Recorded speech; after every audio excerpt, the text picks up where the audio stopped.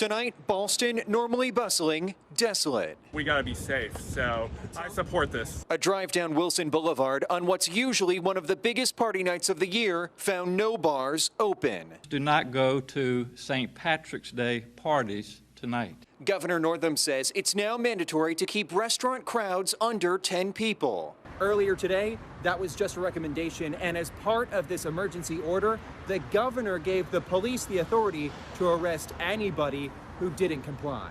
Arlington resident Stephen Cody thinks the economic pain for his neighborhood restaurants will be too much. I think it's overhyped. I think all these businesses should have their employees tested. But testing is scarce, and most seem to understand. Richie Mathis is trying to stay a safe and loyal customer. Every Tuesday we come here. It's a tradition, so we're going to break that, but we're here to support them with takeout. And clearly, these are some of my people right here, but we're practicing social distancing. Good news, baby. Keeping optimism high as restaurants close with no return yet in sight.